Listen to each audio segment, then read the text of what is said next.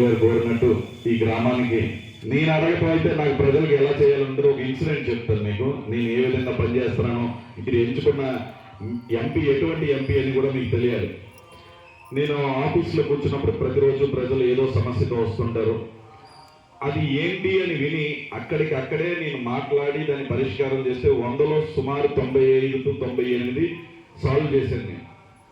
మా ఆఫీస్కి వచ్చిన వాళ్ళు ఎవరికి కూడా ఆ గన్మ్యాన్ కానివ్వండి, లేకపోతే ఆఫీస్లో పనిచేసే వాళ్ళు కానివ్వండి, ఒక్కళ్ళు కూడా ఒక 10 రూపాయలు కూడా ఎప్పుడు ఎవరు తీసుకునింది లేదు. ఎవరు ఏమడిగినా సరే తిరుపతి లెటర్ అనేది తెలిసిన వాళ్ళకి ఇస్తారు. నేను మామూలుగా నాకు ఎవరో తెలియకపోయినా మా నియోజకవర్గం ప్రజలంటేనే నాకు తెలిసిన వాళ్ళని చెప్పి నా దగ్గర ఉన్న లెటర్లన్నీ వచ్చే సంవత్సరం వరకు కూడా ఇచ్చేసాను. ఎవరు వస్తే వాళ్ళందరికీ మొత్తం అందరికీ ఇచ్చేసాను. అలాగే కొంతమంది నా ఎంప్లాయీస్ ఉంటారు, వాళ్ళకి ట్రాన్స్ఫర్స్ కావాల్సి ఉంటాయి. ఆ ట్రాన్స్ఫర్స్ పాపం నేను విని వాళ్ళు నిజంగా పాపం కావాల్సిన ప్లేస్కి వాళ్ళని ట్రాన్స్ఫర్ చేయండి అని చెప్పి మనస్ఫూర్తిగా నేను వాళ్ళకి రికమెండ్ చేస్తూ రాస్తాను. అలాగే టీచర్స్ విషయంలో కూడా కలెక్టర్కి చెప్పి ఒక కమిటీ వేసి మీరు ఆ కమిటీలో వాళ్ళకి నిజంగా ఎవరెవరిని అర్థం చేసుకోగలరో కమిటీ అర్థం చేసుకునే కమిటీ వేసి ఆ కమిటీ ద్వారా అందరిది విని ఎవరిని ఎక్కడ అకామిడేట్ చేయాలో వాళ్ళని అక్కడికి ట్రాన్స్ఫర్ చేయండి అని కూడా నేను కోరటం జరిగింది. ఈ నేపథ్యంలో ఒక ఆమె ఏజెన్సీలో ఉంటారు, అక్కడి నుంచి ఒక దళిత మహిళ ఇక్కడికి వచ్చారు.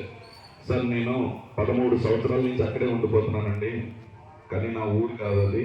13 సంవత్సరాల నుంచి అక్కడే ఉండిపోయాను నేను.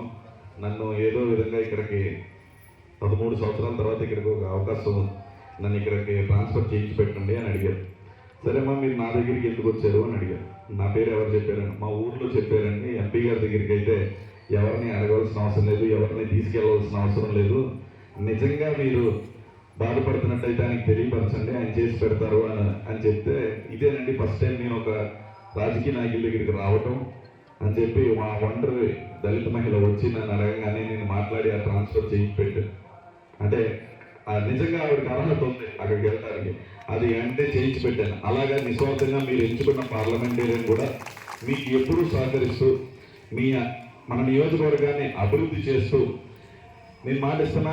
ఈ కాకినాడ పార్లమెంట్లో కేంద్రం నుంచి తెచ్చుకునే దాంట్లో అభివృద్ధి చేసే దాంట్లో మొట్టమొదటి పార్లమెంట్గా అంటే నెంబర్ 1 పార్లమెంట్గా మాత్రం నేను ఉంచుతానని చెప్పి, ఇది మా పవన్ కళ్యాణ్ గారు, మా అధినేత పవన్ కళ్యాణ్ గారు నన్ను చెవుపట్టుకుని అడిగిన మాట. అదే 100% మీరందరూ ఇచ్చిన మెజారిటీ ప్రకారం నేను నెరవేరుస్తానని చెప్పి హామీ ఇస్తూ మాటిస్తూ సెలవు తీసుకుంటున్నాను. ధన్యవాదాలు. గారు ఇప్పుడు సార్ కలెక్టర్ గారు మాట్లాడాలి బాబు స్కూల్ గురించి ప్రజలు కూడా డైరెక్ట్గా 8th వరకు ఎందుకండి, 10th వరకు అడుగుతాం, 10th వరకు వచ్చేలాగా ప్రయత్నిద్దాం. 8th వరకు అడిగారు, 10th వరకే అడుగుతున్నాం.